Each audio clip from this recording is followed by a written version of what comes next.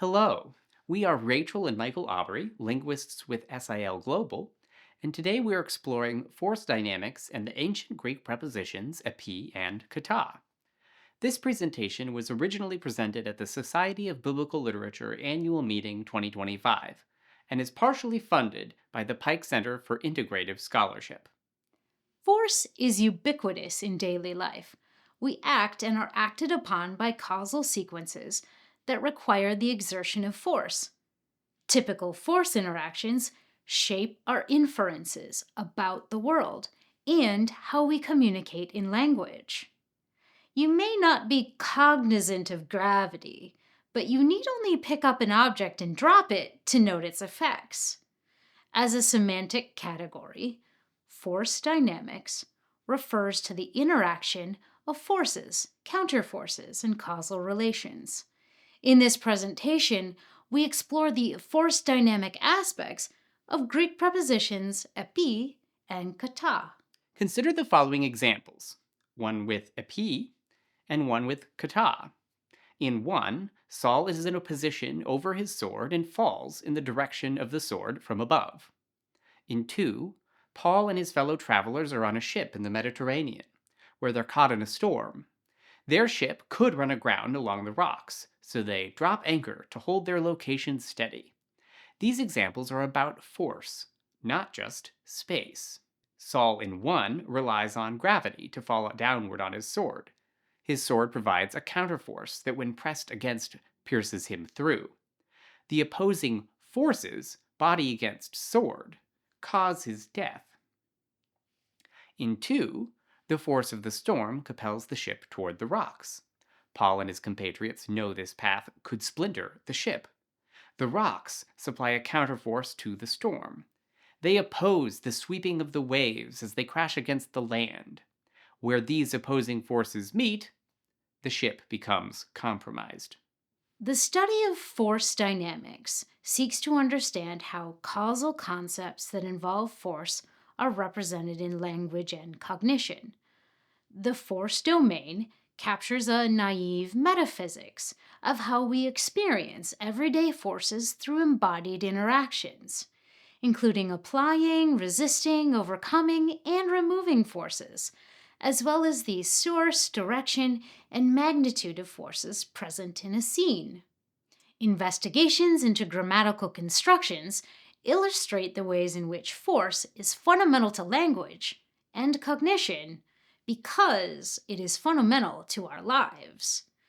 Prepositional phrases are implicated in force dynamics by nature of their function of locating a trajector entity relative to a landmark entity.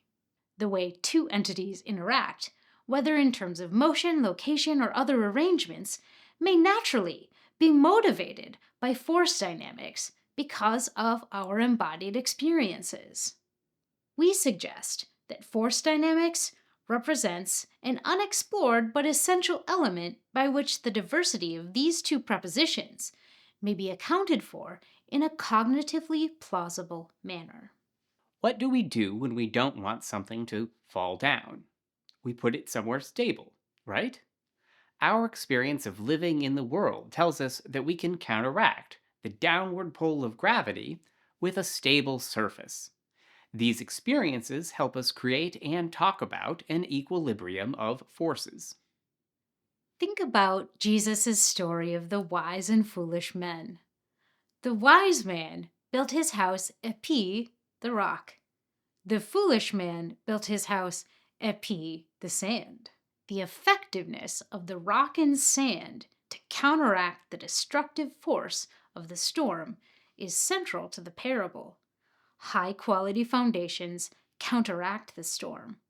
Low-quality foundations succumb to the storm. The capacity of rock versus sand as counterforces against the storm motivates Jesus' teaching, not spatial orientation alone. Let's call this the stack construction. The stack ἐπί construction occurs within the physical realm. It highlights a stabilizing upward force exerted from the landmark entity to the trajector entity, counterbalancing the downward force of gravity or other destabilizing forces. This construction is grounded in our embodied experience of placing one object on another. What about examples like 5? Is this still the stack construction? Sometimes it can be tempting to take the landmark force for granted and treat the landmark as merely a location, vertically oriented on a surface in space. This has an appeal. It seems trivial to say that the surface landmark of the shore counteracts gravity. Surely that's merely a location for the crowd. Stable surfaces are taken as given unmarked defaults. But the disciples' fear in 6 only makes sense if the forces assumed by the preposition ἐπί are usurped. The configuration of Jesus, the trajector, on the sea, the landmark, undermines everything the disciples know about how the world works. Example 6 helps make explicit the forces taken for granted in example 5. Though the stabilizing force of the landmark functions as the central prototype, speakers could use ἐπί in force dynamic contexts where resistance is not the goal. In 7, the downward force of the trajector is profiled in a scene along with its effects on the landmark.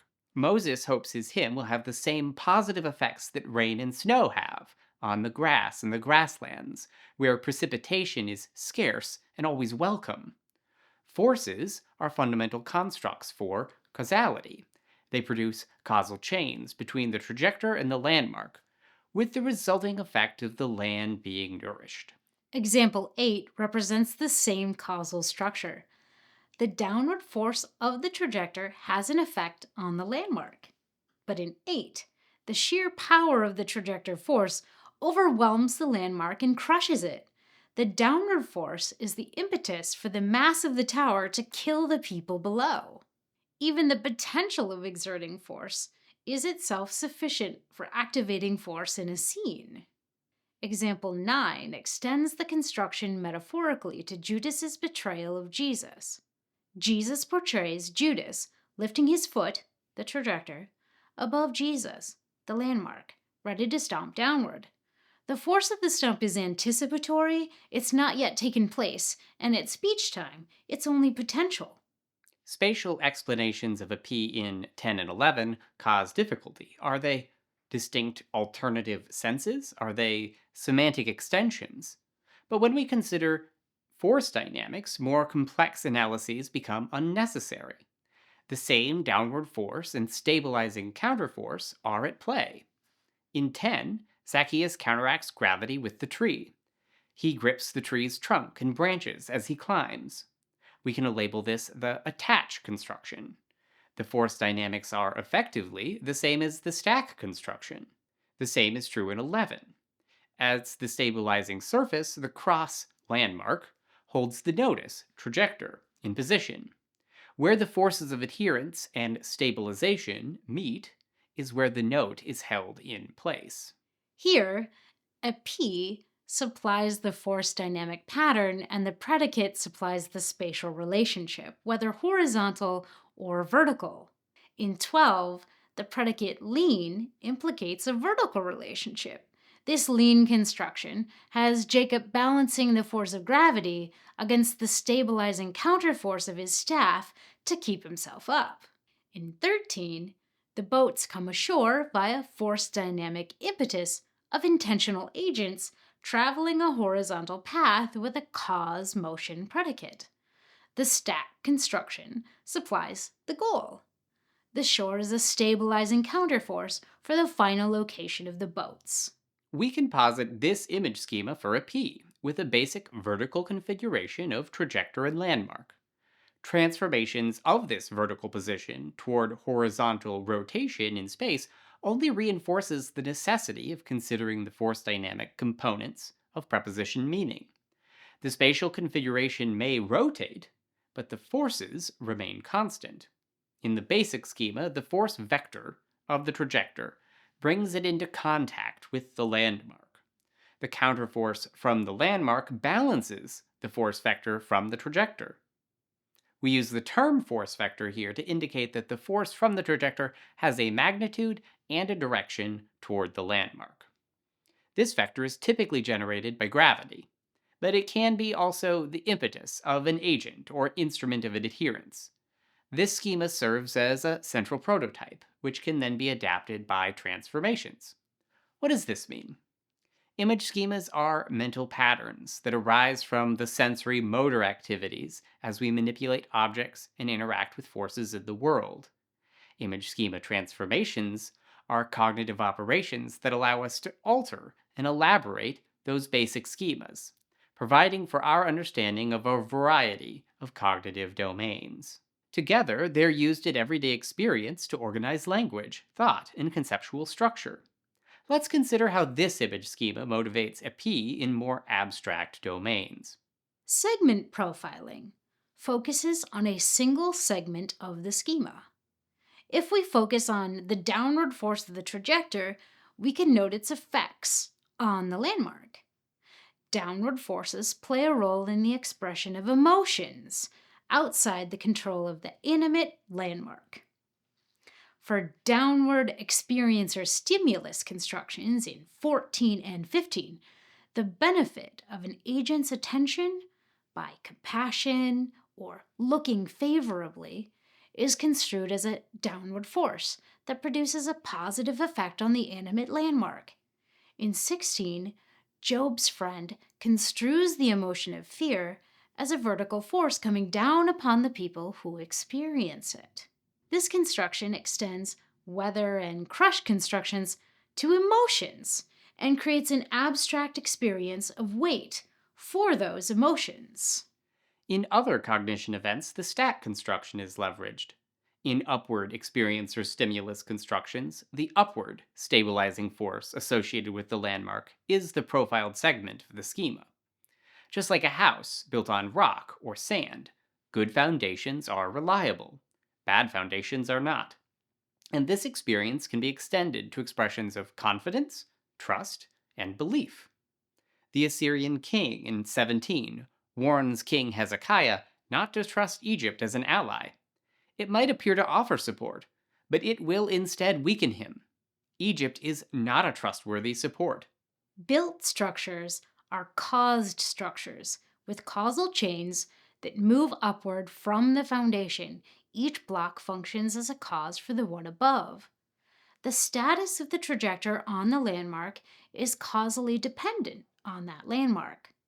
Causal interactions require the interaction of force. Reason constructions are construed as foundations for people's actions. In 18 and 19, the stabilizing upward force from the landmark serves as a foundation on which emotional responses are built.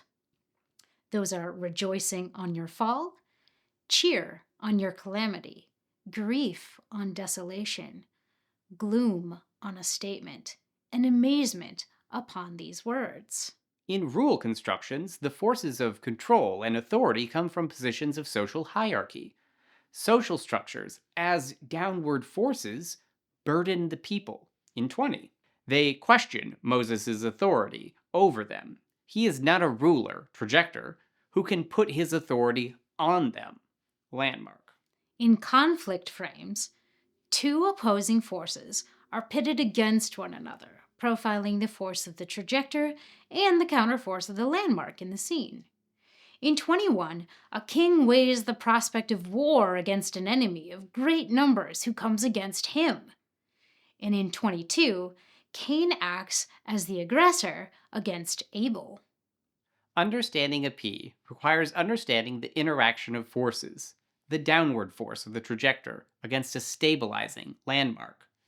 This image schema motivates the constructional polysemy summarized here. Force dynamics with kata. Remember our first kata example, run aground against the rocks? Force implications are explicit, but it's more difficult to ascertain how spatial and geometric glosses like down can implicate force dynamics. Down is the original sense given in grammars and dictionaries. Down is not wrong, but it's more than just geometry and direction. Downward motion in human embodied experience consistently results from the downward force of gravity, just like with ἐπί. In 25, Jewish women who circumcise their children are hurled kata the wall. The external force of gravity on the trajector is profiled. The wall exerts no overt force, but gravity shares its vertical orientation. The wall defines the path of the trajector. We call this the fall kata construction. Rivers, as landmarks, are a helpful case study for kata. They realize force dynamic patterns that motivate its usage. Like women falling down the wall, water flows by the pull of gravity. The current of the river is made tangible in 26 and 27 by the forces visible to the eye, especially if we watch a drifting basket in 27. Rivers are path landmarks, with banks on each side. They exert force on the trajector to conform its movement to the shape and the contour of the path. The force of the landmark represents the primary profiled force. We label this the down-along construction. Gravity is not always profiled. Sometimes the landmark path imposes conformity on the trajector by itself.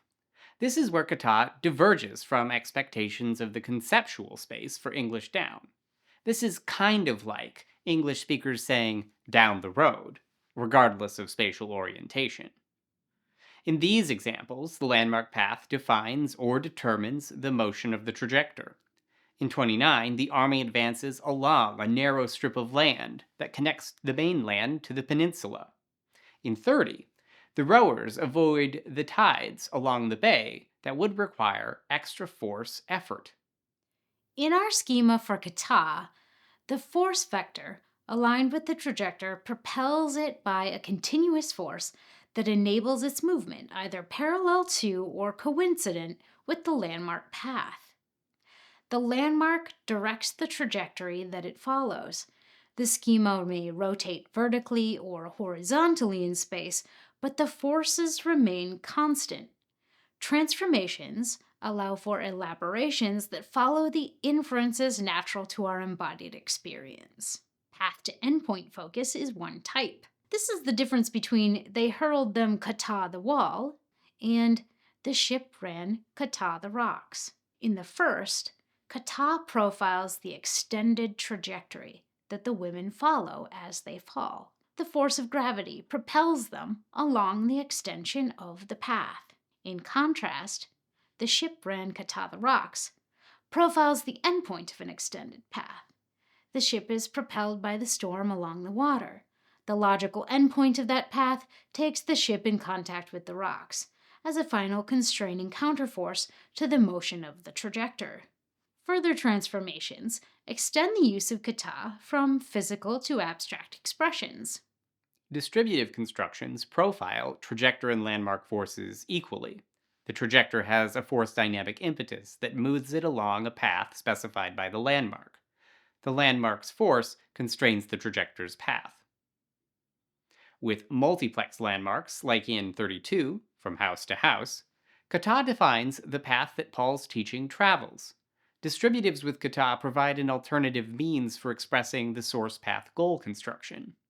With uniplex landmarks, as in 33, the whole land of Egypt is a bounded region that defines the expansiveness of the path where the trajector is expressed. Conformity constructions profile the landmark force, which imposes a shape, behavior, or category structure onto the trajector. In physical space, motion along a path is constrained by the contours of the path. Physical coercion produces conformity to a shape. Example 34 describes a beam where one end is reinforced with a mass of iron. The iron must conform to the contours of that beam. Social forces are understood metaphorically through our experience with physical forces. A trajector behaves in accordance with a trajectory. The landmark idea compels or directs the trajector in some way. In 35, the Israelites' behavior must conform to the path that the Lord lays out for them. In 36, Jude rebukes those who behave in conformity with their own selfish desires, rather than behaving in accordance with the social forces of the Christian community. Category structures are configurations of culture-based conventionalized knowledge. They impose scripts upon the world of linguistic communities. In 37 and 38, items are grouped together relative to shared characteristics. If they conform to the expectations of the requisite category, they're associated with that category according to their type. Their conformity determines how they're categorized, either for animals in 37 or jars in 38. Manner means constructions follow from conformity constructions. The conforming landmark path is treated as the thing that enables an action. The landmark imposes a particular procedural manner. In both examples here, the manner or means by which something is accomplished constrains the journey that the trajector travels. In 39, by sea or by land. In 40, living and dying by faith. The landmark path characterizes the trajector's activity. Motivated by our experience of physical forces in space, opposition constructions occur in frames of conflict, judgment, speech, and cognition. An intentional agent trajector instigates a hostile action toward an opposing animate landmark. Jesus describes the impact and radical nature of his teaching as one that pits familial relationships against one another. In judgment frames, the landmark of kata refers to the defendant being charged or accused, that is, Jesus in 42, and the psalmist in 43. The trajector with kata is negative evidence or negative action against the landmark because the opposition construction implicates opposing forces. In 42, false evidence is a hostile instrument used against Jesus. In 43, speech acts constitute a means of exerting force against an enemy. Whispers and plots shape the audience's perceptions inimical to the psalmist. When we pay attention to the interaction of forces associated with the schematic structure of kata, we gain valuable insight into its usage. Its schema structure provides the cognitive foundations for constructional polysemy. We've examined how human experience of force structures the meaning of the prepositions ἐπί and κατά, and how force dynamic patterns motivate usage in psychosocial domains. We posit a force dynamic image schema for each, and explored transformations that implicate patterns of constructional polysemy. Senses and glosses enumerated in dictionaries and grammars may seem arbitrary, but usage patterns with ἐπί and κατά emanate from embodied experience and the cognitive operations that help us organize our conception of the world around us. Grammars of ancient Greek typically operate under the rubric grammar is form, words are meaning. Despite their high frequency as a class, prepositions are given short shrift. Few grammars connect embodied experience to preposition meaning, nor do they describe how interactions with space and force motivate usage in abstract domains. We propose some guidance for asking questions when encountering ἐπί or κατά. Is there one force that is highlighted over another? What's the direction and magnitude of the force? What is the source of the force? Does it originate with the trajector or the landmark, or is it external? If two forces are profiled, how do they interact? What kind of verb is used with the preposition? What embodied scene is created by the preposition? One entity, trajector, is related to another, landmark. What does that relation look like? Together, we can become versed in asking image schematic questions about preposition meaning. This helps us become better equipped to understand ancient Greek without increased confusion with reliance on English glosses. Let's draw out the shared human experience that motivates meaning. We acknowledge that translating clauses with ἐπί and κατά can be tricky because of the grammatical differences between source and target languages. Very few expressions have one-to-one correspondence from one language to the next. But when we consider the image schematic scenes that are communicated with ἐπί and κατά, then we can move beyond attempts to translate a single word at a time with individual glosses, and instead free our translations to engage with larger meaning units at the construction level. The meaning of ἐπί and κατά are not a single word or an English gloss, but a structured scene organized by our understanding of force interactions. Thank you. This image schema motivates the constructional I did it again. Constructional. It's not even a word. It comes out of my mouth so easily. I'm going to save that for the end. Just drop it in at the end. This image schema motivates the constructional polysemy summarized here. Nailed it.